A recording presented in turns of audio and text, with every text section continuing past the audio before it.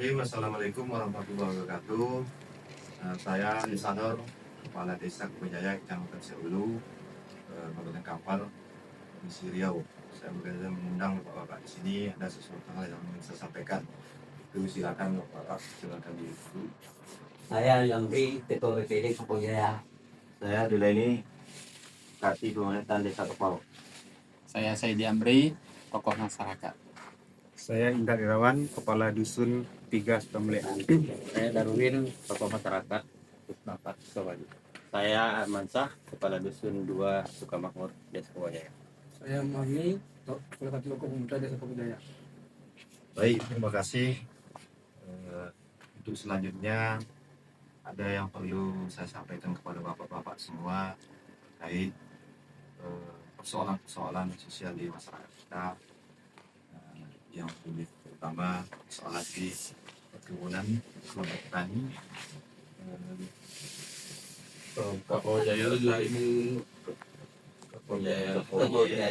Kebujaya, Lestari, sukses Lestari. Menurut saya kelompok tani ini berawal dulu tahun 90 sekitar bulan November, tercetus oleh seluruh masyarakat ingin membangun masjid baru. Namun pembiayaan tidak ada, maka disepakatilah seluruh tanah yang ada di wilayah yang namanya waktu itu menggunakan Pandau Pelatung. Pandau artinya mecah, Pelatung ada sejenis kayu yang tumbuh dominan di situ. Dan setelah dibentuk panitia penjualan dan sudah disepakati bersama untuk membangun masjid, maka carilah penentu atau pembeli. Dapatlah yang bernama Bapak Sudan Jaya atau Ayau, kelompok kami Budaya Bagi Lestari. Nah, kemudian masjid sudah berprestasi dengan teknologi tersebut. Mungkin Bapak-Bapak sebagainya dari segala usul ada yang lebih mengetahui teknologis daripada lahan tersebut. Mungkin dari Bapak PD sudah tuh, kami silakan.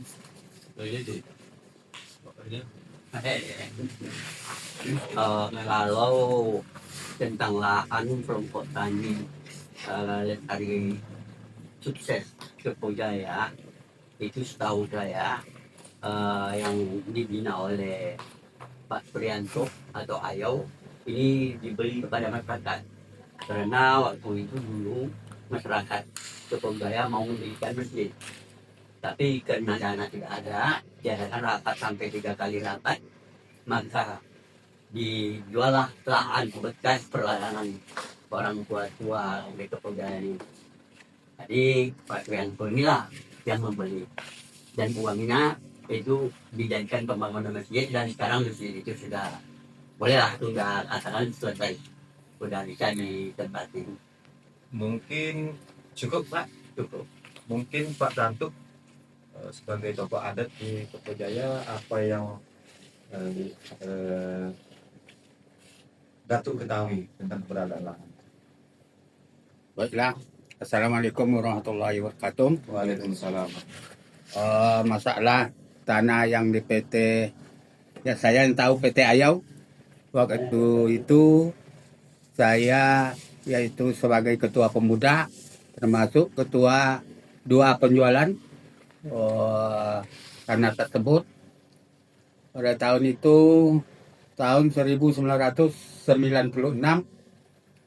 itu tanah tersebut mungkin bukan tahu rampas itu aja, ada datang seorang, itu kalau kita sini bilang Cino, dari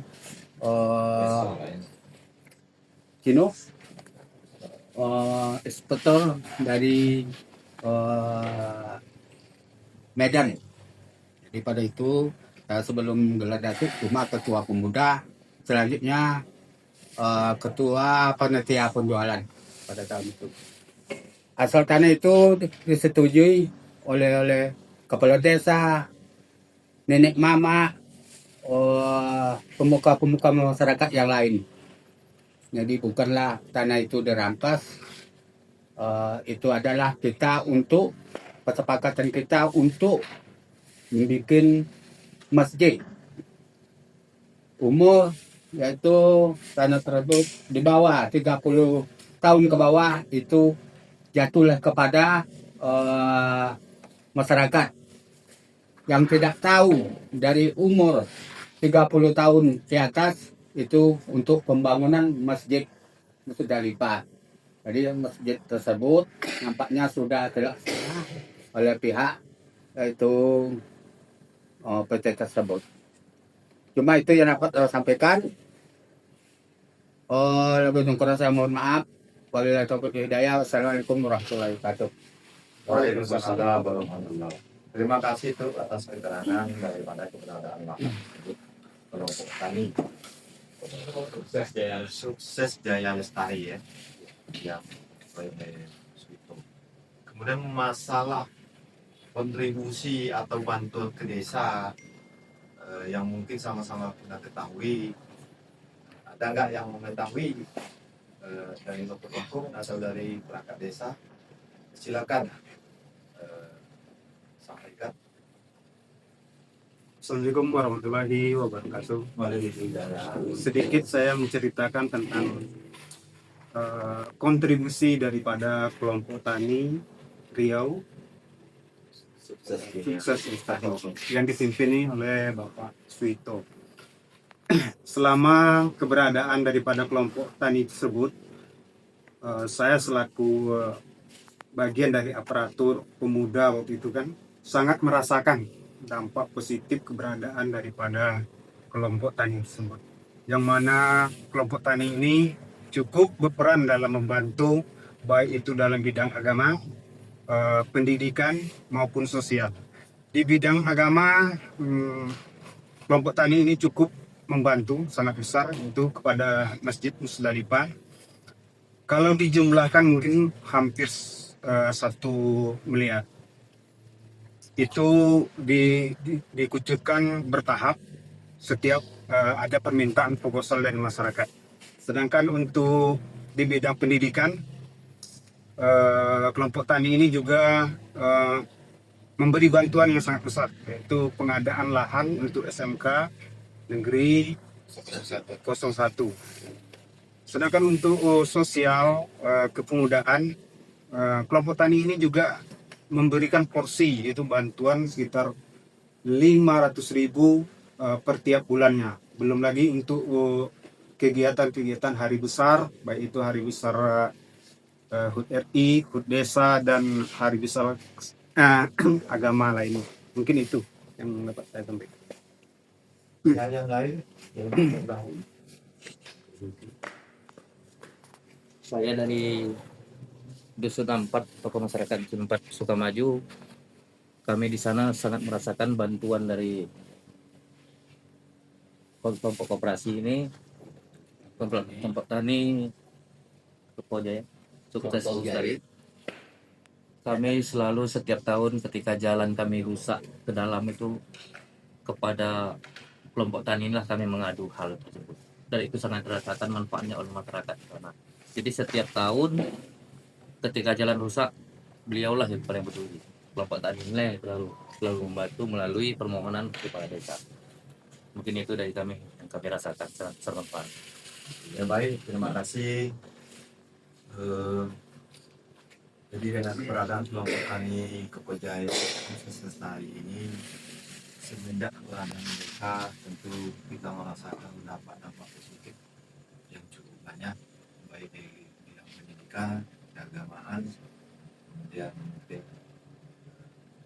pemuda, sosial masyarakat, dan mungkin masih banyak yang belum kita mengungkapkan, seperti COVID dulu 2019 juga beliau membantu sepenuhnya baik pelaksanaan maupun biaya. Kemudian juga program Bapak Prabowo sekarang itu dengan swasembada pangan dan juga mengadakan lahan.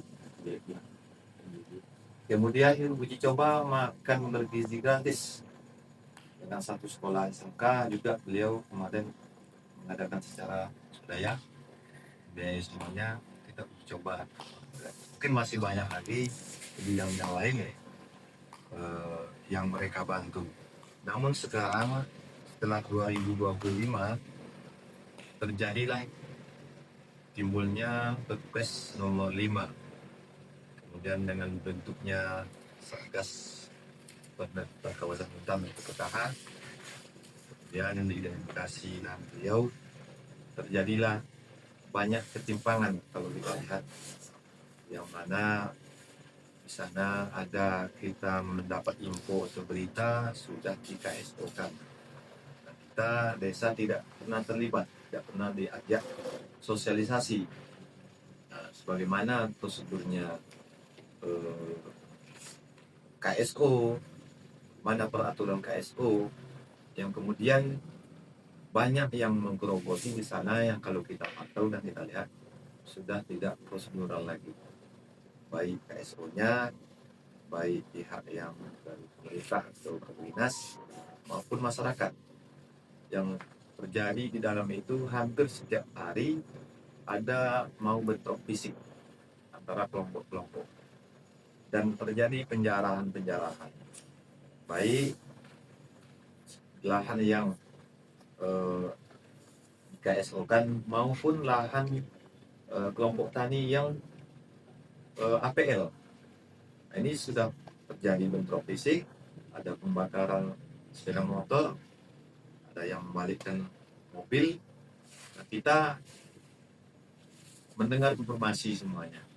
Dan tentu dalam hal ini kita berharap kepada pemerintah di atas atau Agrinas maupun Satgas Pangan Pusat, tentu ini menjadi perhatian mereka untuk mencari solusi bagaimana hal-hal ini tidak terjadi sebelum lebih parah lagi terjadi bentrok fisik di lapangan. Kita berharap ada perhatian khusus pada kelompok ini supaya cari solusi bagaimana semestinya.